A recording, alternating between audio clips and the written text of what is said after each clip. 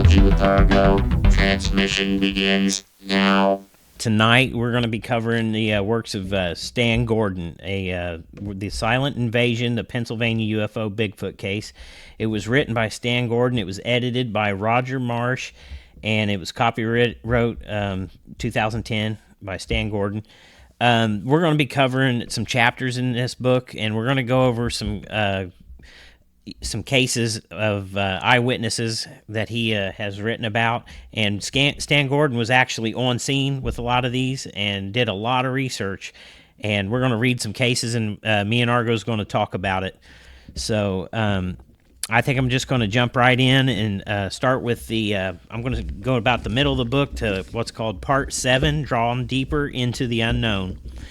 And I'm just going to jump right in and start reading an account here, and then we're going to talk about it as soon as I'm done reading this account here. So here we go. The continuous encounters with these hairy creatures had been occurring for weeks. While many of the creature sightings suggested that we were dealing with an unknown zoological specimen, some of the cases had us scratching our heads. It was difficult enough to consider the possibility there may indeed be a scientifically unclassified member of the animal kingdom roaming the forests and woods of Pennsylvania. But how did we deal with the creature cases that had other strange aspects to them?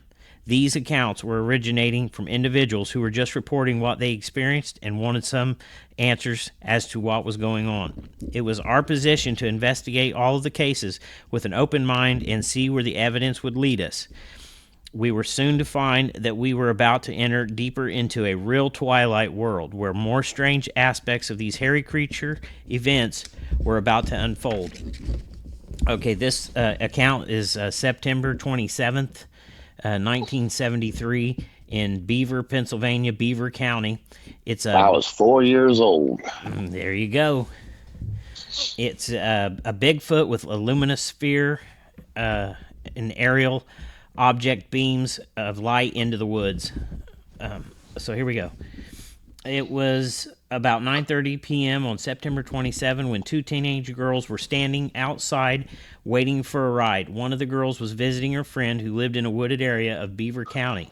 The young ladies were in conversation when suddenly their attention was drawn to a sight they would never forget. Coming across the road and running toward a wooded area was a 7 to 8 foot tall, Bigfoot-like creature which was covered with white hair. Seeing the albino hairy creature was strange enough, but there was another detail which added to this mystery. The creature was carrying a luminescent sphere in one hand. The girls also mentioned that the eyes of the creature were brownish red. They smelled nothing odd when the encounter occurred. The girls were quite shaken when they ran back into the house. The witnesses told their story to their father of one of the girls who incidentally owned the woods where the creature had entered. Investigators Bob Boyd went to the scene to interview the girls and the father. It was learned that the property owner went down into the woods a short time after the creature had been seen.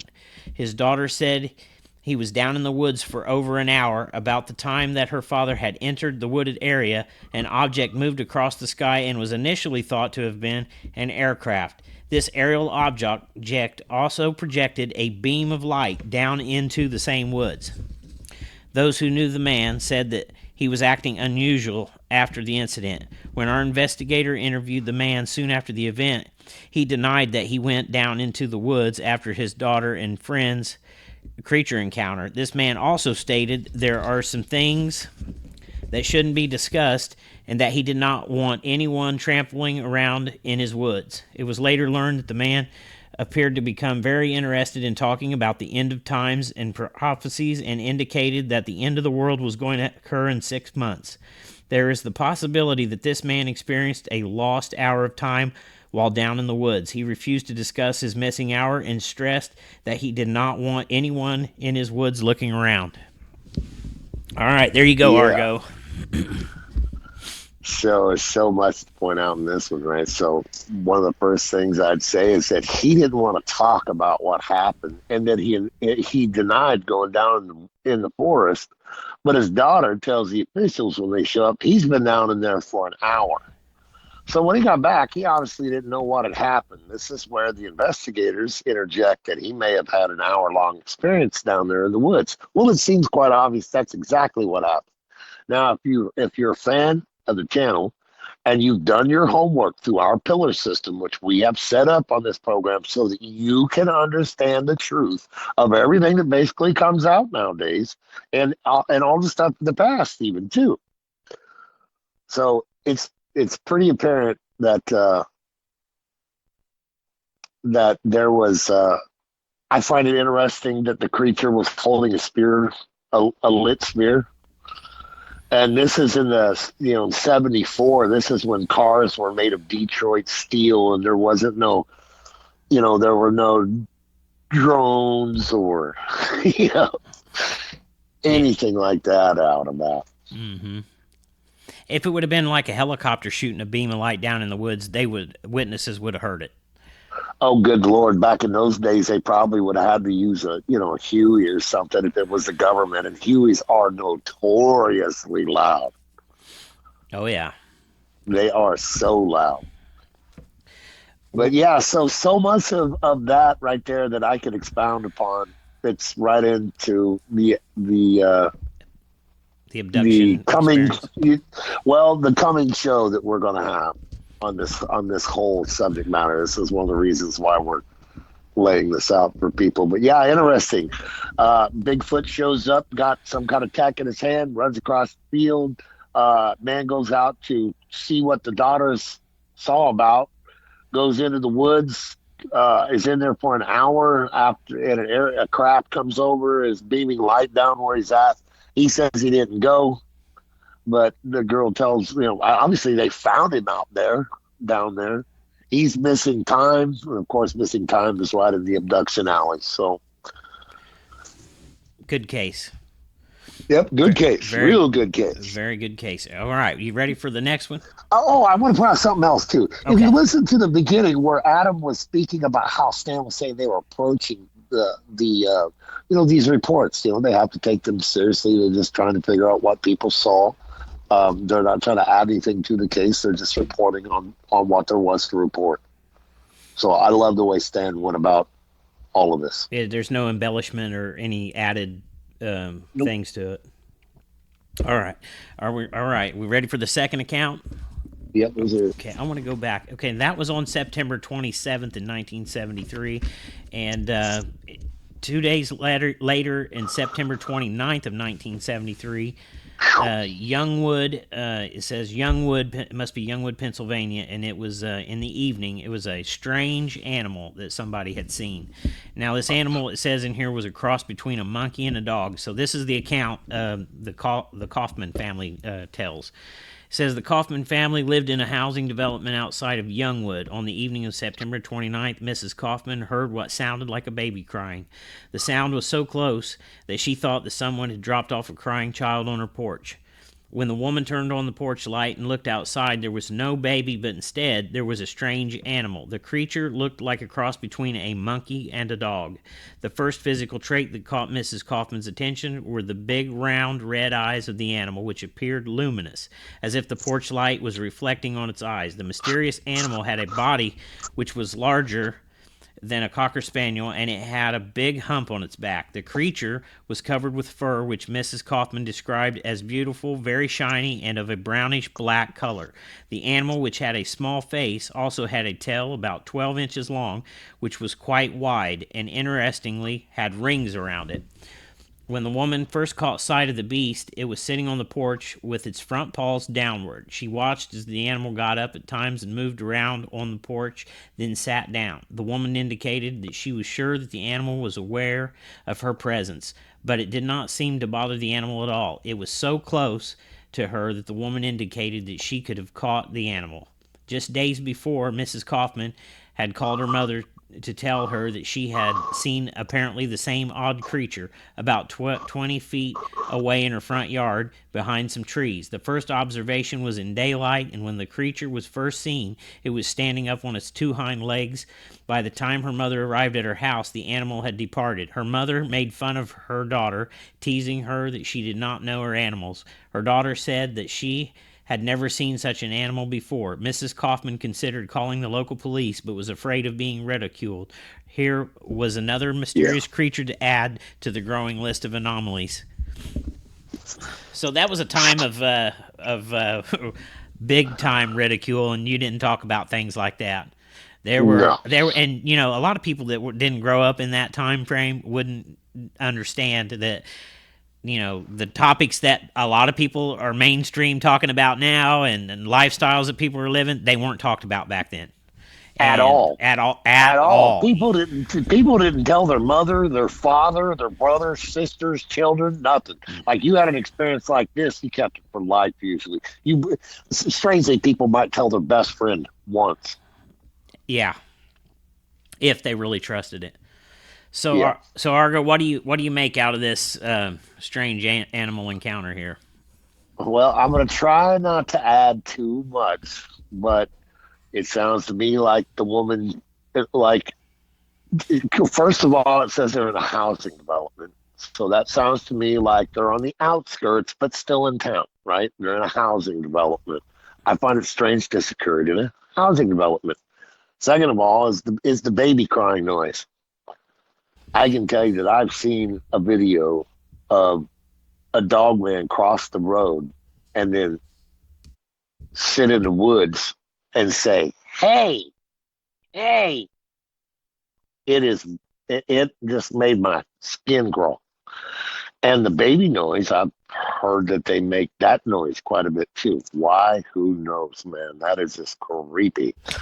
But did she open the door and see a gnome? No. She named what she saw. Half monkey and half dog.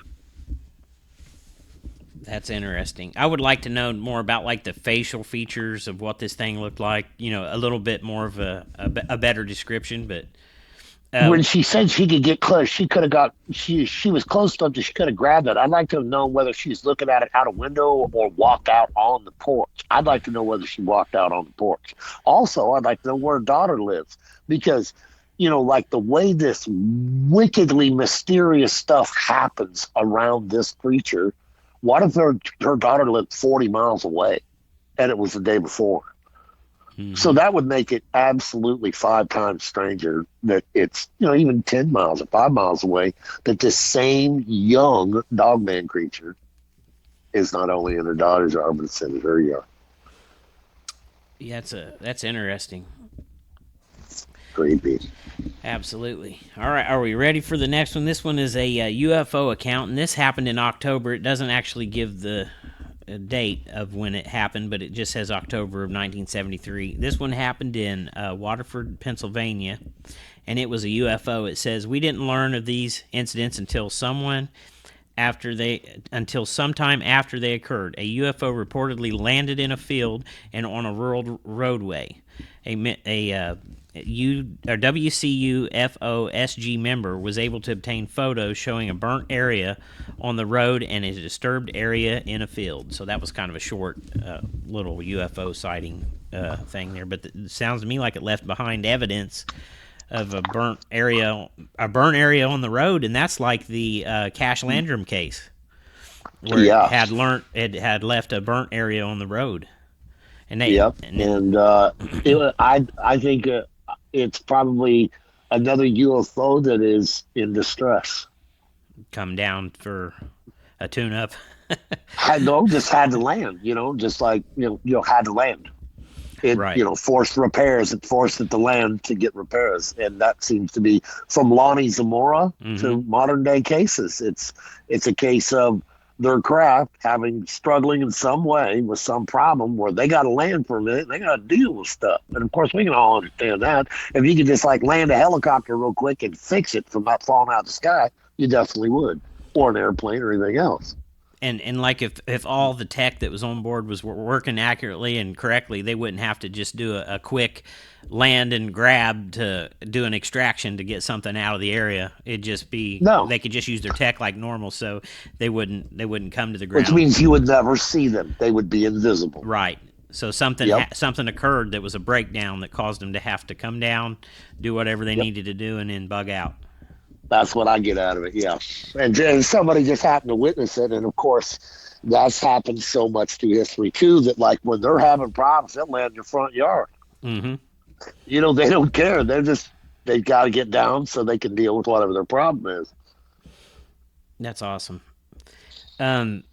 This next account is also in October, and it's in Mifflinburg, Union County, Pennsylvania, and it happened at 11 p.m. It says the witness was going to work and traveling east towards Mifflinburg when he observed 4 or 5 red lights in the sky, all in a single line. The lights moved slowly from the left to the right side of the vehicle. The lights all glowed and pulsated rather than blinked, and seemed to be square in shape. After several minutes, the lights seemed to suddenly vanish. And that's the end of that one. Yep, another one of those encounters where someone just out of the blue gets to have that experience where they no longer have to wonder whether or not UFOs are real. They just have the damn car surrounded, followed by them. Oh yeah, it's interesting, isn't it? It was in the sky, all in the line. The square light description is suspect. I've never seen a square light in the sky. Have you, Argo? Nothing. No, but I've seen boxes. I've seen footage where there's like boxes in the sky, hiding in the clouds, stuff like that. I mean, like black squares and stuff like that.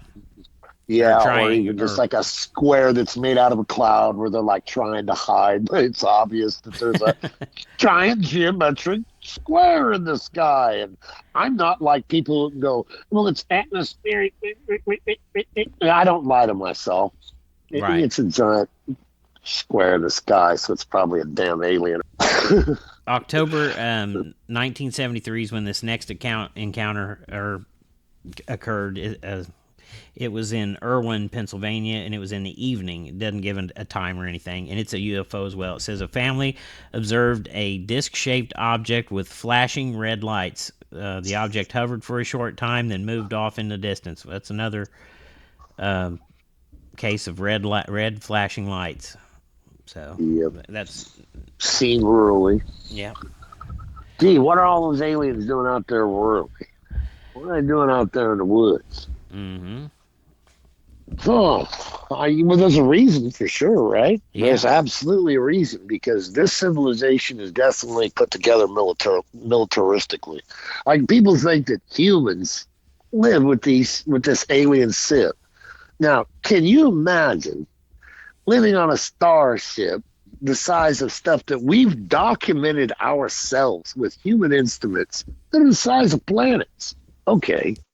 So, can you imagine having just one human on that ship that could free think? That could cause a lot of things to go wrong. Couldn't have it. You absolutely could not have it. Which gives you an idea of their structure. So if they're down here, they're doing something. They're not just like joyriding around like we do. Hey, let's go get a Sunday and go drive through the woods. No. They're out here doing something. In all of those cases, they were doing something, except for the one that I think that the one was struggling. And he was probably out doing something when he started out problem. Yep. But it's just it's to show people that these things have been here for a long time. It isn't like 2016. It's a day that we stamped, okay, they're real. They've been real for decades. And Mr. Stan Gordon did an incredibly clean and thorough job of investigating these cases, and you could just hear it in its investigative way. That's awesome. This next encounter or account is in October of 1973 also, and it says the officials get involved, and I'm going to read this one to you guys. Boy. This is going to be interesting. Okay, here we go. From the phone calls that the media, police, and my UFO hotline were receiving, it was evident that the general public, especially in the areas where the creature sightings were most active, wanted to know more about the origin of the creatures.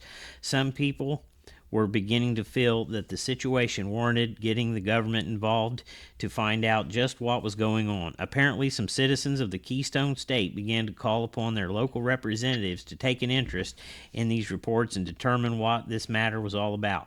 On October 1st, there were some indications that government officials were going to take a look into the ongoing reports. A WCUFOSG regional investigator had learned that two members of the House of Representatives from his area were reportedly showing an interest in these events and were going to contact the state police concerning their findings. The WCUFOSG also received a phone call from a congressman's office in western Pennsylvania indicating they wanted to learn more. On the same date, I received a phone call from the office of another government official. The assistant on the phone called to say they were receiving many inquiries about the Bigfoot reports in the southwest Pennsylvania areas. The man requested a meeting with me to discuss the current status of our investigation. On October 2nd, the two men from the office of Congressman John H. Dent visited my home. These gentlemen were very professional and courteous. They asked many questions and appeared to be open-minded and curious about the very strange events that had been unfolding in the surrounding counties. I made them aware that some of the alleged creature encounters were indeed nothing more than misidentifications or hoaxes, but many of the cases appeared to be legitimate. I showed the visitors some of the reports and evidence that had been collected. Also, I mentioned the phone call I had received on September 20th from the man who had given me the contact number in Washington. They seemed interested in this information as well. We kept in touch as the wave of sightings continued. And that's the end of that. So that goes to show you that government involvement has been here for decades. You had congressmen and stuff involved in this, yet it never went anywhere. I like Now, how would that be, and why would that be? Go ahead, Al. I liked how he said that he had made them aware that some of the alleged creature encounters were indeed nothing more than misidentification or hoaxes. That means that he was doing a very thorough job and not trying to get into the realm of fantasy here. Yeah, you would want your research as clean as you can. That's why I've set the Pillar program up the way I have, because the information in it, I trust no other researchers like I trust the ones that are in the program. Me and Adam had a short conversation the other day about Mary Rodwell and Barbara Lamb. Now, Barbara Lamb's been doing this as long as anybody. So has Mary Rodwell. But here's the thing.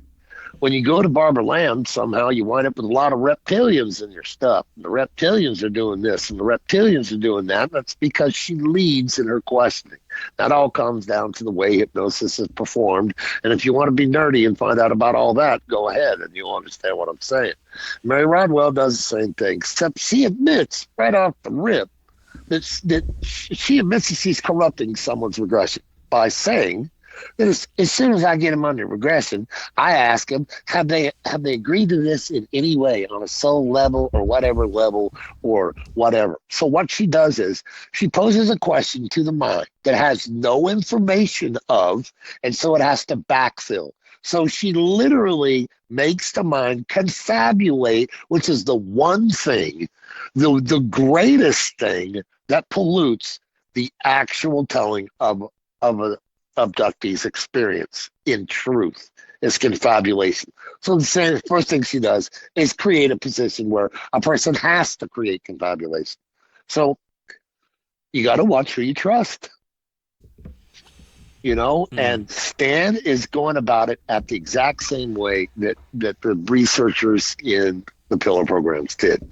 Very aesthetic, adding nothing to the edges, telling only the straight line story and experiences and allowing you to make your own conclusion. Awesome. This next one is from October 2nd, 1973, and it happened in Beaver Run Dam, Pennsylvania, I take it, and it happened at dusk, and it says Hunter C. Obviously rurally again, like Yep. Beaver Run Dam. Yeah. Where do you live? I live in Beaver Run Dam. Yeah. That's pretty cool. Just pointing out that it's rural again. It's not up in the city anywhere, folks. It's in the rural once again, areas. it's rural. Yeah. This happened, I take it says at dusk here, and it says Hunter sees a huge Bigfoot creature in the woods. Ugh. All right. Ted Adams had hunted in the woods of Pennsylvania for many years. Ted was bow hunting on October 2nd, 1973, about 2 miles from Beaver Run Dam near Mammoth. This man encountered something in the woods that day which, for the first time in 30 years of hunting, had frightened him badly. He was scared enough by the experience that he contacted the state police, who then contacted me. Ted had walked a good distance into the woods to where he had hunted before. He was looking for some squirrel, but there was little sign of any wildlife that was generally abundant in the area. He had been out for a while since, and it was nearing dusk. He decided to return to his vehicle. On the trip back, he heard a sound he thought may have come from a squirrel. There was a small creek Ted had to cross to near where he had parked his truck. For whatever reason, Ted looked back toward the trail that he had just come from and was shocked. Standing in the area was a huge, hair-covered creature which Ted said looked like an oversized gorilla. Ted said he hit his hands against his head, making sure that he was not seeing things. And the creature stood still. Like, that old style, you bonk yourself in the head. Like, am I actually seeing this? Mm-hmm. Oh, I'm sorry. I didn't mean to cut you off. No, that's okay. Just getting the middle picture of his bow hunter out there, and suddenly he's got King Kong standing there. He's like, smacking your head, like, yeah. Like, let me bite my hand, see if this is real. Yeah, what's going on? It says the creature still stood there after he hit himself in the head. It says, as Ted watched... Yep, I suppose it would be. As Ted watched the beast walked... Ted watched, the beast walked onto the trail and then on the pipeline by the trail. The Bigfoot was probably thinking, if he keeps hitting himself in the head, it might knock him out, and I won't have to hit him with this rock. I'm just Ted's kidding. Literally going into panic. He's got like a 210 heart rate. While meantime, if you can see like a comic strip bubble above Bigfoot, he's like, what a dork. What a goof. Ted crossed the creek very quickly and ran over to unlock his truck. He removed the arrow quiver from his back and jumped inside his vehicle. When he turned on his headlights to see in the distance, the hair on his body was beginning to stand up. The hairy creature was standing about 75 to 100 feet away and looking directly at him. Ted had enough. Starting his vehicle and was preparing to leave, he looked up again to find the creature was gone. He looked no further time searching for the creature. He took no further time searching for the creature. When Ted arrived home, he reluctantly told his wife about the strange encounter. Ted sat back in his chair, studying the high ceilings in his house. He was trying to determine how tall the creature actually was. His best estimate was that the huge gorilla-like creature stood at least 8 feet tall. Ted said that the creature walked on two... Sorry. That's all right. Ted said that the creature walked on two legs in the dark lighting conditions. I'm sorry, I'm not reading that right. He said his best estimate was the huge gorilla-like creature stood at least 8 feet tall. Ted said that the creature walked on two legs. In the dark lighting conditions, the body of the creature appeared to be covered with shaggy tan hair with a gray hue to it. He smelled no unusual odors. Ted said he will never forget that hunting experience. Yeah. Yep. Old Ted probably went to his grave telling the story about the time King Kong came out of the woods when he was bow hunting. Mm-hmm. But lots of men have had that type of thing, and they've never said a word. I think for every story you can get right there of Ted's, there's probably 10 or 20 or 30 or more out there that people don't tell about. I wasn't making fun of Ted about hitting himself in the head. It was just kind of funny that, because when you're in that situations, when you see stuff like that, you don't know what you're going to do or what your reaction is going to be or how you're going to act to it. So I feel for Ted because I've had my encounter as well. So you just never know what you're going to do. Until you're faced with it. Or what you're going to do. Yeah, the part that Ted left out is he went home and changed his pants. Yeah, there you go. Yeah, I can't imagine, and it's so the odd thing about this would be, why is Giant Monkey Man just staring at old boy? Hello. Yeah. Here I stand. I could probably fly across the distance between me and you, grab you up, and snap you like a pretzel. Your bow would be ineffective, and that would be the greatest word to use, probably completely ineffective at killing this creature. You would just injure it slightly. Well, it sounds to me like he was standing there looking at Ted like, why are you in my hunting area? Because I'm in here hunting deer too, and I'm going to. Or I'm here to escort your ass off. Mm-hmm. I'm here to scare you so bad I'm to send you packing. And is Mm-hmm. that maybe why he then stepped up on the road to reaffirm that? Because without a doubt, they understand that they scare the living daylights out of us. I'm sure too many of them have shown themselves to people, and people just absolutely run in terror. They know what they causing us. They sure do. I just think it's strange that he persisted. He didn't go after the guy. I could have obviously. I mean, as big as old Ted says, and I don't think Ted lied a bit. Nope. It could have crossed the ground and just twisted old Ted into knots, and old Ted could have disappeared, maybe turned into a 7-pound liver dinner or something. Well, and how lucky Stan and them were to get this account, because especially Yeah. back then with the ridicule that was Then, going on, yeah, then. yeah, and if Stan had I think a 1-800 number where people would call in with their accounts and stuff, and that's kind of how things got started with him, I guess. But those people, if they were calling that number, they were calling because they wanted answers. It wasn't Yeah. that they wanted any notoriety or to be famous or anything like that. They just wanted answers. And I think that's what the majority of us, we just want the answers. You know it, Chad? And maybe we Yep. don't, and then again, maybe we don't want to know the answer. So, Well, I want to know the answer no matter what. Give me the truth no matter what it is. I don't care how bitter a pill it is. I'll bite down. I just want the truth. yeah, I'm right there with you. Yeah. All right, here's another account. It was on October the 3rd of 1973, and it was in Irwin, Pennsylvania. It was 1973 was a very active year, obviously, and Mr. Stan Gordon was right on top of things in the Pennsylvania area. So all you Pennsylvanianites, like, this man probably writing about stuff that's right around y'all. Absolutely. He's done an awesome job, man. This is awesome. I like his approach. I like his research. I do too. This is a 10 a.m. UFO sighting here. This is going to be neat. It says a woman reported seeing a luminous round object with 2 lights. The object was so bright that the witness reported her eyes were watering after it left. So that was bright. Yeah, like arc welder bright. It sounds like. I wonder if she got any burns from that. A lot of people do. Their eyes are literally, the people have seen them and went to the doctor the next day because their eyes feel like they're itching and burning, and they'll tell them, have you been staring into an arc welder? Well, no, because that's the effect that's happened to your eyes. They have welder burns. Yep, literally arc burns in the eyes. That's some very intense. That have to be radiation burns on their skin. Mm-hmm.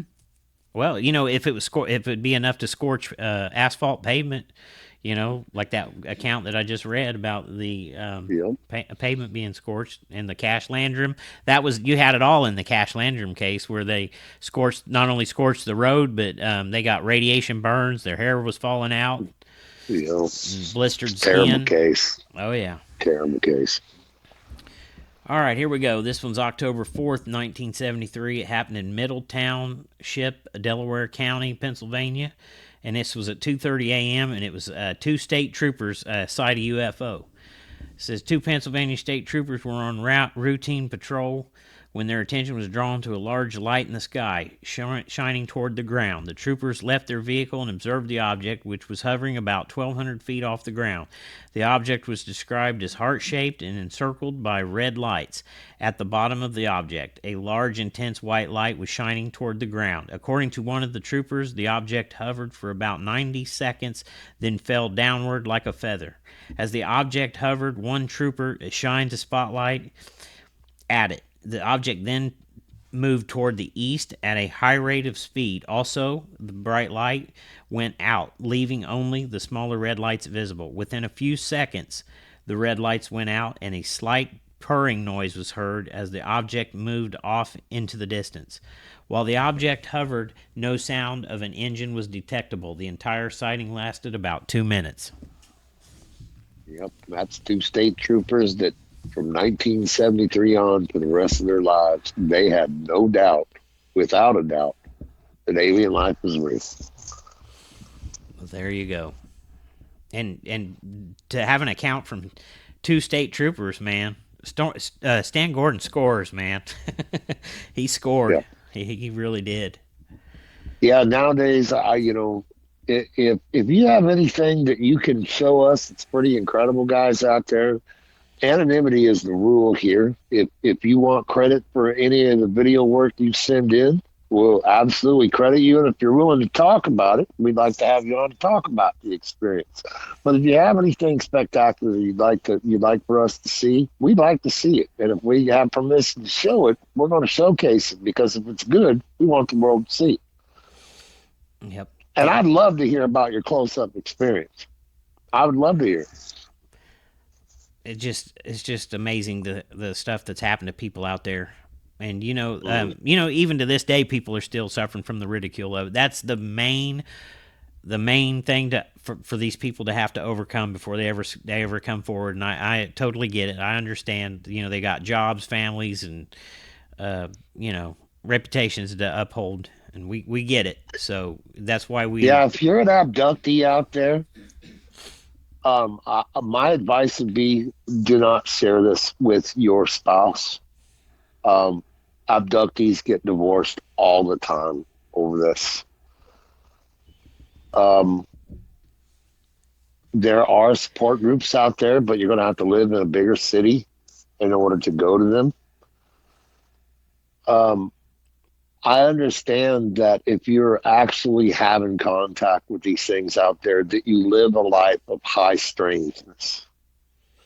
And if you want someone to talk to that really does understand, I'd be open to correspondence to anybody who's having problems, would like to make sense of things. I would also look for anybody who's having abductions, that they should go and listen to the Pillar program that we put together, because inside the Pillar program is everything you need to know. And it's not my work, it's everyone else's work that have done the good work before us to let us know what's actually going on. And I would add that it's a lot of resource material that if people would get the books and read them that have had these experiences, that it will paint a bigger picture that they will be able to understand. Yes. They'll understand many things, like maybe being shown children and why, and maybe feeling like you suddenly uprooted your life in Denver and moved to Colorado or moved to California or wherever. Those are things that happen in abductees' lives, and they see strange creatures. Go ahead. I got a quick question for you, Argo. How long did it take you to sift through all the rubbish before you figured out who the real players were in this? Well, I can tell you the 90s were just the 90s, because of all of the great work that was going on, was just everybody and their brother wrote a book, and everybody had their own view. Everybody did. So the way you had to come out of the 90s is you had to see who was doing research that backed everyone else's research that backed everyone else's research. And of course, those scientists all fell in together, just naturally. Carla Turner, Bud Hopkins, John Mack, Dave Jacobs. And of course, they had hangarounds, like Paula Harris and Yvonne Smith, and, others that were out there that were kind of hangarounds that would always be at the different events with these other big names. But those names all knew that they were investigating the same thing, the same way, looking at the same things every day. So I consumed a lot of garbage in the 90s. But by the time the 90s were over, having read all the good material from the late 70s and the early 80s, by the time the year 2000 came around, there were only just a few people that I was waiting to hear the next book from. John Mack, Dave Jacobs, Bud Hopkins. Carla had just died a few years before, but I knew all of her material. That was a huge loss. People don't understand what a huge loss that was. But so it's not a matter of weeding them out. It's kind of like digging for gold. When you found the gold thing. Here it is right here. By God, we've hit it. It's kind of that, and it's because the information stacks upon itself and is self-proving. Was there a point when you were reviewing all this type of material that you had a eureka moment and you're like, this is it right here, this is where it's going, this is what's going on, and this is it? For myself, that would be in a different field. Yeah, I did have a eureka moment where it took me years to tie everything in appropriately. I had to convince myself that a certain creature was real, which was a huge part of the whole thing, because in the end, that creature was the primer to the whole puzzle. And by primer, I mean it was the key. The one thing that I had the most problem with, it was literally the key to understanding what was going on as an entire picture in a way. But, I've known abductees, and all the abductees I've ever known show me the same types of pictures, have the same types of stories. They live the same types of lives. And they're kind of intensely kept away from each other, too, by the aliens. But eureka moments in this, no. Eureka moment for me, the last one in someone else's work, would be Dave Jacobs' publishing of Walking Among Us. Like, when that book came out is when I really decided, okay, I got to go figure out the interwebs, because I got to see how everybody's taking this. And when I got on, I was like, crickets. And then I realized that by that time, people just had no clue. They're listening to people like Greer and the Federation of Fools and all this other fantasy crap that was so completely, and I mean completely, not part of the real abductee lore. The people who actually speak to aliens. And so when you find the gold vein, you just follow it. You could quickly weed away, like someone starts talking about the Federation planets. I'm like, okay, has it been in the last 70 years? Well, guess what? Not even once, not even kinda. Mm-hmm. So when anybody's talking about this Federation of Planets, man, and Federation of Fools, that's what it is. You can ask yourself this question. If we be on a garden world and be guarded jealously by these aliens, would they ever be willing to release a mating pair of humans to another species? I would say not. Why? Because all we do is breathe a caustic gas and mate and survive. So if you ever let another species have a mating pair, they got them forever. Mm-hmm. It's one of the reasons why we're in a backwater. When people ask, where are all the aliens? Well, we're being hidden, obviously. Carl Sagan said himself, it seems reasonable that every 50,000 years an alien probe would pass through our solar system, not our galaxy, our solar system, in search of life. So if that's true, then we've had umpteen million times that we should have been viewed by aliens. And maybe that happened with only Murr. Mm-hmm. Another Harvard scientist says it was. Wow. There are answers for all this out here, and me and Ghostly are going to cover it. It's going to be a hard truth for some to hear. You know it?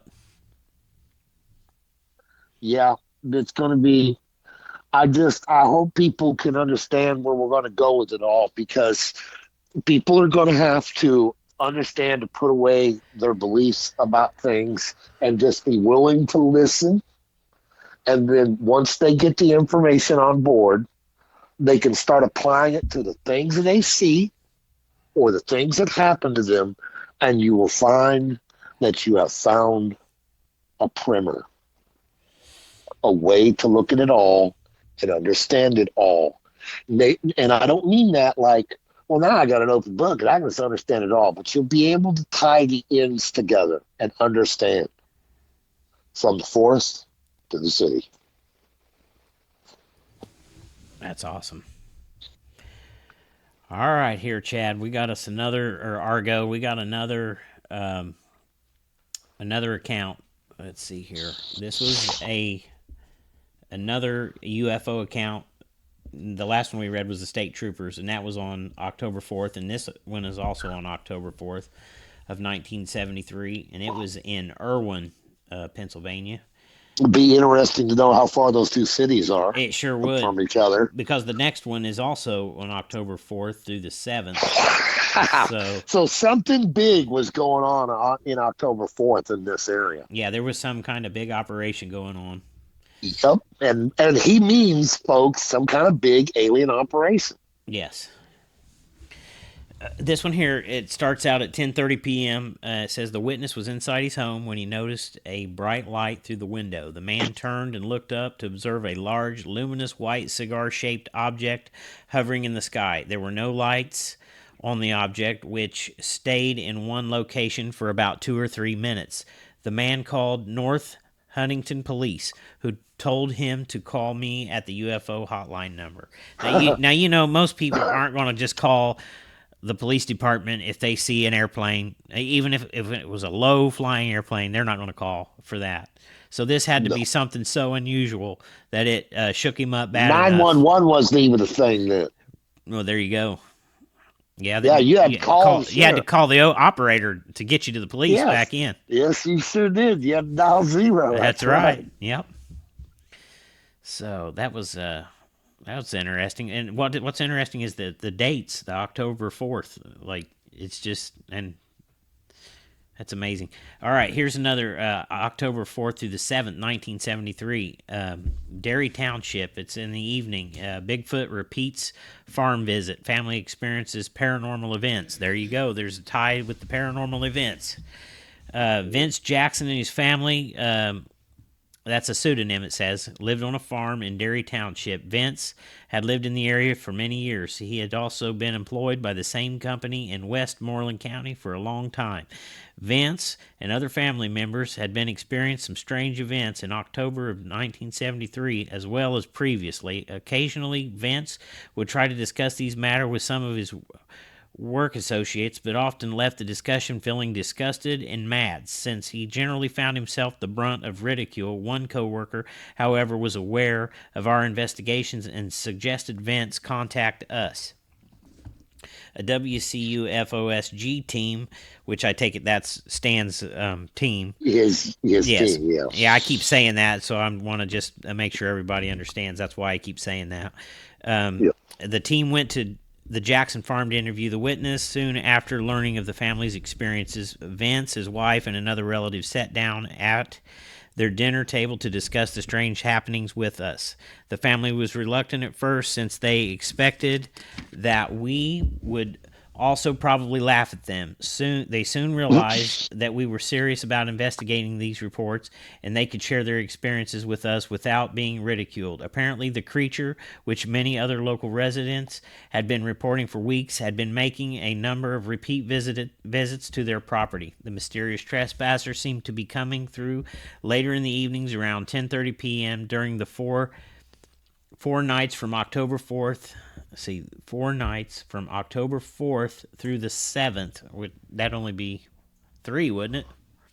Yeah. Mm-hmm. In fact, it seemed to travel the same path down through a field, then crossing through their property, and then off through the woods. The family mentioned that the animals on the farm always seemed aware when it was nearby. Vince and his wife mentioned that their cat's ears would go straight up when the creature was getting close, and then it would run off and hide.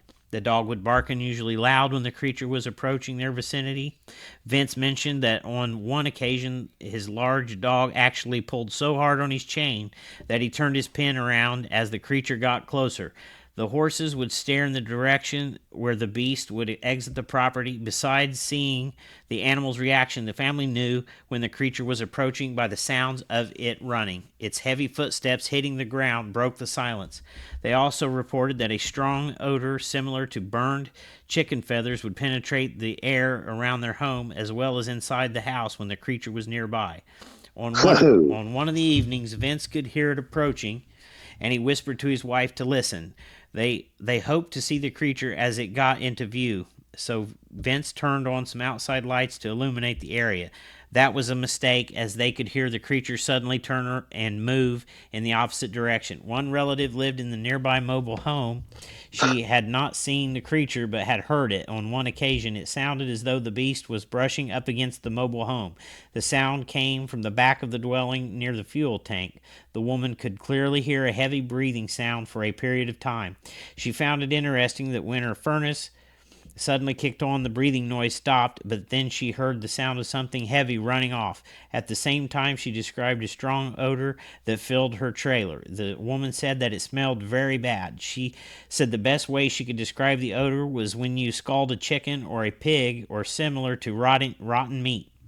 Nasty. The woman had noticed the same strange odor several times in recent weeks when on a warm night she had left her window open. Vince mentioned that they could hear the smell of the creature, but he could not understand why they could rarely see it. On occasion, they would see the erect, dark shape of something unknown in the distance. One time, Vince ran after the creature with a camera to try to get a picture, but it had left the area by the time he reached that location.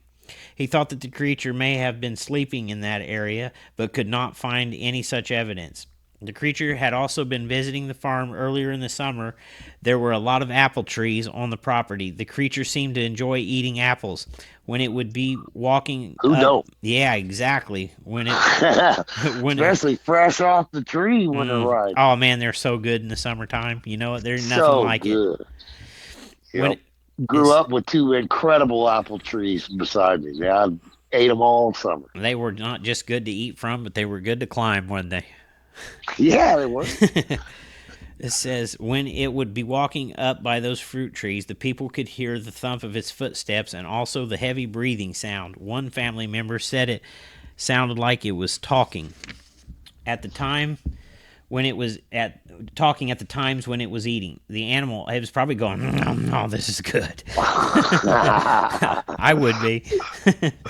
The animal also apparently enjoyed the family's corn crop as well. At one point, the family kind of laughed about it eating too much corn after finding numerous ears that had been pulled back. The family also said that there seemed to be two different smells associated with the creature. In the summertime, when it was feeding on the crops, it seemed to have a smell which was more chemical-like rather than the strong dead animal smell that they detected in later months. The hairy beast had also visited the Jackson farm in approximately the fall of 1970. At that time, both a taller and smaller hairy Bigfoot creature were seen at different times. The woman who saw the smaller animal said that it had glowing red eyes. The witness explained that glowing red eyes. There you go. That witness explained that the eyes looked like the reflectors that people place along their driveways. Vince had many other strange accounts to reveal, and he did so very reluctantly. Vince and his wife had in the past years seen UFOs as well, as had many other residents who lived around Derry Township and the Chestnut Ridge. During one event, Mrs. Jackson and some other folks observed a large, round, shiny object with lights all around it that descended quite low. She was disappointed that she did not have a camera with her at the time. The object took off very quickly in the direction of Latrobe, is how it looks like it's spelled, Latrobe. Miss Jackson also discussed another strange UFO encounter that occurred about 1971 when a small spherical object about the diameter of a big spotlight was observed moving across the sky and dropping toward the ground. The witness said her head felt very strange, like she was hypnotized. She was being drawn to the object and was walking uncontrollably toward it, like a magnet drawing me in. Wow. Now that is right there is fascinating. Mm-hmm. Keep going. Let's hear more of that. She was carrying a cigarette lighter in one hand, which soon became awkwardly tucked between both hands that took on a praying position as she approached the strange object. Another person saw the woman walking in the dazed state and ran toward her, yelling at the point the object ascended over the trees and out of sight. Then there was another past event where Miss Jackson and another person were in a car when they observed a strange object rather low in the sky. They followed the object for a distance down a country road when something else happened during the event that really frightened the two women. From out of nowhere, a car suddenly appeared right behind them. The car was right on their tail. It was a straight stretch, and there was no side roads where the car could have entered. They pulled into a driveway along the roadway, thinking that the driver of the car would believe that they had arrived home. They watched as the car pulled up the road a little further, turned around, and was facing their direction as though watching them. When the women thought it was safe, they sped out of the area. Vince really did not want to talk about his personal ESP experiences that had happened to him over the years. He had premonitions of future events, dealing with people that he knew, which commonly came true as our investigations continued into creature and UFO cases, and we interviewed witnesses and their families about their encounters. We began to find that some individuals claim to have a history of paranormal events or ESP abilities. All right, there you go. That's okay. So that right there ties right into the pinnacle modern ufology research. Okay, this is like a little follow-up here, and it says, what did we see?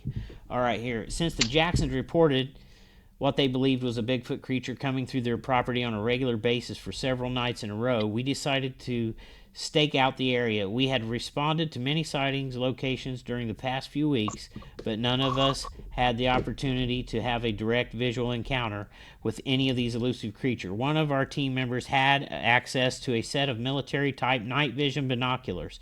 These optics had the latest technology to be able to see in the darkness, and we had the use of them on this night. Something very odd occurred that evening, which I am rather reluctant to mention.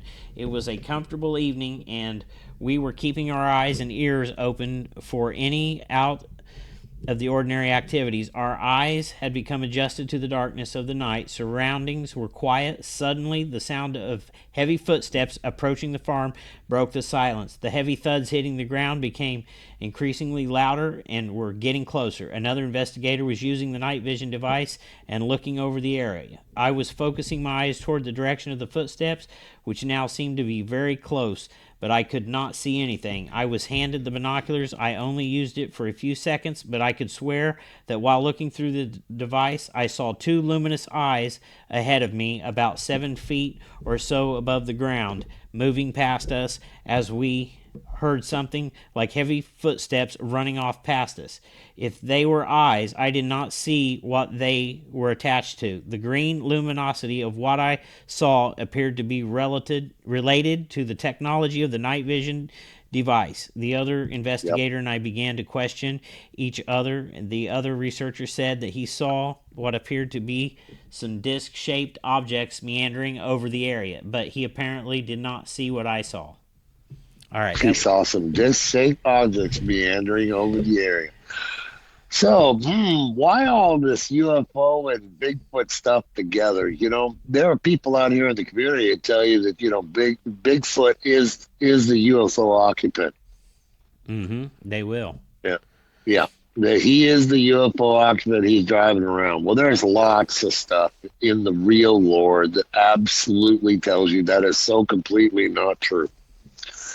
So people, when they're taken aboard, are given a sterilization process. They have their clothes taken off. And some people are given these slippers to wear because it might have athlete's foot. You can't have athlete's foot in a sterile environment on a ship with other biologics that are probably fragile anyway. Anyway, it's my guess that the footwear that they make abductees wear comes from just such an incident. 500 years ago, 1,000 years ago, 10,000 years ago, who knows? They brought Grog on board in his moccasins, and he had a nasty case of foot funk, and it probably spread. Hit the Greys, ate them up, and so from then on, it was sterilization, baby. Whenever abductees have to come on, they got to be sterilized, and just things have to happen. So, with that being known, how the hell are you going to let a big, hairy, sweaty, stinky ate a dead animal, and now what? It's the master of the universe. It's built this UFO. There's a case where a man on his property comes upon a like a glass box on his property. Now he's had UFO experiences on his property a lot, Bigfoot on the property a lot. And as he starts to walk closer to this glass box, it starts making a buzzing in his head, starts making him feel bad. And he decides that's bad news. I'm not even going to walk near it. Winds up walking back to his house. Too sweet, in just a minute, a damn UFO lands right outside the house, and just like, oh well, the gig's up. Two Greys walk up, come in the house, and tell him, "You were good not to touch that box. We understand that these boxes will be on the property periodically, and you need not touch them." And walked him outside in an obvious demonstration where they pointed out their landed UFO in one of the boxes. And out of the UFO comes Bigfoot. He grabs the box and falls over, to which the Greys turn and look at him and say, "See, don't mess with the boxes. They are deadly." Now, the reason why I tell you that is, that sounded to me like they just offed a Bigfoot to show a man that these boxes were deadly. And if they did just do that, then what they do is off one of their co-pilot or something? No. More likely what they did is they opt a genetic slave. Because life isn't regarded the same way to them as it is to us. They have no human morality in them. They're not human. You don't get to be a galactic seafaring race who has master geneticists that can literally create life and be some kind of compassionate soft heart. You have to have a military idea about everything you do. Total obedience and total perfection. Total obedience. I'll end what I had to say about this with this.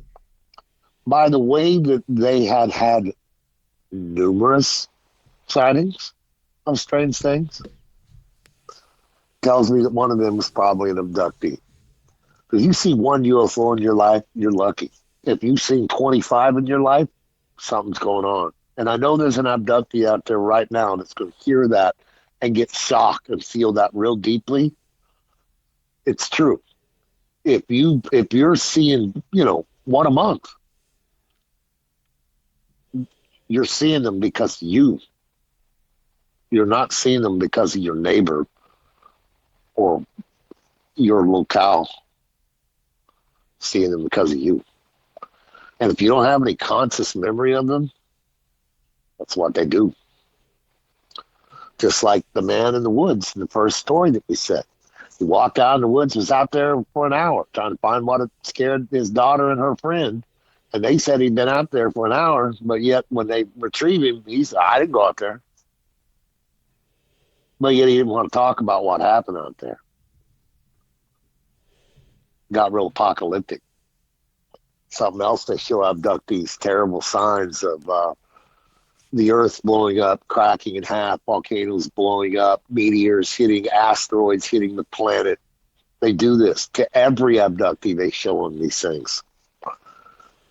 So the fact that he come out talking about seeing that stuff and that it's going to happen in a week, not surprising. Many abductees have shown these things. The first time they're kind of allowed to remember them, they'll tell others when the planet's about to blow up.